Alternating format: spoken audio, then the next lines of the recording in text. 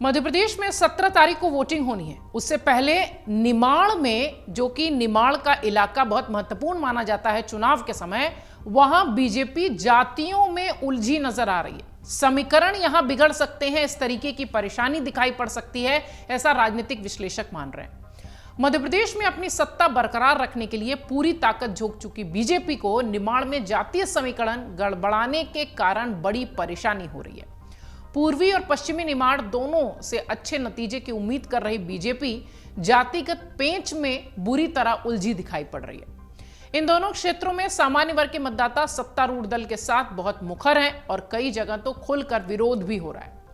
निमाड़ की 12 सीट में से सामान्य वर्ग के लिए 4 सीटें हैं और बीजेपी ने इस बार इन चारों सीटों पर ओबीसी के लोगों को टिकट दे दिया है। इसी तरह बुरहानपुर से लेकर बड़वाह तक भी पूरी पट्टी में राजपूत समाज के मतदाता बड़ी संख्या में हैं।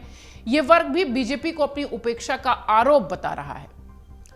यहां बीजेपी हमेशा राजपूत और गुर्जर समाज के बीच तालमेल जमाकर काम करती रही है, लेकिन इस बार उसने एक भी राजपूत को मौका नहीं दिया है। इसका फायदा बुरहानपुर में निर्दलीय हर्षवर्धन सिंह चौहान को मिल रहा है। बड़वाह और माधानता दोनों सीट पर भी राजपूत समाज निर्णायक स्थिति में रहता है। बीजेपी ने इन दोनों सीटों पर भी गुर्जर समाज के व्यक्ति को टिकट दिया, जबकि कांग्रेस ने माधाता से राजपूत और बड़वाह से गुर्जर समाज के व्यक्ति को टिकट देकर दोनों समाज को संतुष्ट करने की कोशिश की है। निमाड़ की 4 सामान्य सीट पर कांग्रेस ने जातीय संतुलन रखा है, जबकि बीजेपी ने इन चारों पर ओबीसी समुदाय के नेताओं को मैदान में उतारा है। इस कारण सामान्य वर्ग में यहां बीजेपी को उतना समर्थन नहीं मिल पा रहा है जितना उसे अपेक्षा थी। इससे सबसे ज्यादा नुकसान अगर देखिए तो खरगोन सीट पर उठाना पड़ सकता है, ऐसा माना जा रहा है। यहां निर्णायक स्थिति रखने वाला सामान्य वर्ग खोलकर कांग्रेस के समर्थन में दिखाई पड़ रहा है। इसी तरह नेपानगर की बात करें, नेपानगर से लेकर पेटलावद तक के आदिवासी बेल्ट में भील, भिलाला और बारेला जातियों के बीच भी बीजेपी के साथ ही कांग्रेस में भी पेंच बहुत उलझे हुए हैं। दोनों पार्टियों ने तीनों जातियों के बीच समीकरण साधने की पूरी कोशिश की है और इस पर बात बनती नहीं दिखाई पड़ रही है। और जहां जिस जाति के व्यक्ति को टिकट मिला है, दूसरी दोनों उससे निपटने में कोई कसर नहीं रख रही। कांग्रेस भी इस तरह से अगर देखा जाए तो राजपूतों का समीकरण नहीं साध पाई है। इस बेल्ट में जातियों के उलझे पेंच के अलावा मालवा और निमाड़ का जो इलाका है, वहां कांग्रेस को भी कई जगह नुकसान होता दिख रहा है।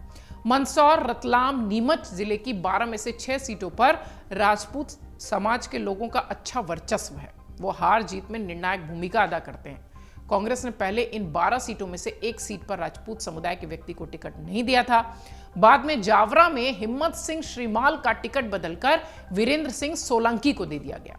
यहां कांग्रेस से टिकट की उम्मीद लगाए बैठे करनी सेना के बड़े नेता जीवन सिंह शेरपुर बागी हो गए और अभी निर्दलीय चुनाव लड़ रहे हैं। उन्होंने जावरा के पास ही आसपास की सीट पर कांग्रेस को परेशानी में डाल रखा है।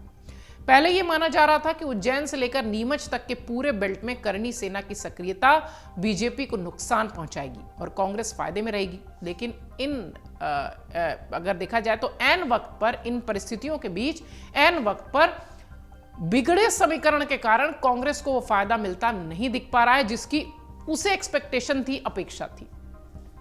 मेघवाल समाज से ताल्लुक रखने वाले कांग्रेस के बड़े नेता श्यामलाल जोगचंद को भी इस बार मल्हारगढ़ से टिकट की उम्मीद थी। पार्टी ने परशुराम सिसोदिया को मौका दे दिया तो श्यामलाल बागी होकर निर्दलीय मैदान में आ गए। मेघवाल समाज का मंदसौर, नीमच जिले में कई विधानसभा क्षेत्र में अच्छा प्रभाव है और यहां कांग्रेस को परेशानी का सामना करना पड़ सकता है। जिस तरीके की तस्वीर निमाड़ और इन इलाकों में दिखाई पड़ रही है, निश्चित तौर पर दोनों ही पार्टियों के लिए यहां कांटे का मुकाबला है। हालांकि दोनों ही जातीय समीकरणों में उलझी हुई दिखाई पड़ रही हैं। जितनी एक्सपेक्टेशन उनको पहले थी, इस वक्त चुनाव नजदीक आने के समय नहीं दिखाई पड़ रही है। अब निमाड़ की जनता यह तय करेगी कि दरअसल उसने किस पर भरोसा जताया है। 3 दिसंबर को परिणाम है, उस दिन पता चलेगा कि इस बेल्ट में पिछले चुनाव के मुकाबले किसने बढ़त बनाई है। अगर आप ये वीडियो YouTube पर देख रहे हैं तो हमारे चैनल को सब्सक्राइब करें और बेल आइकन को दबाना ना भूलें। अगर आप Facebook पर ये वीडियो देख रहे हैं तो हमारे पेज को लाइक करें।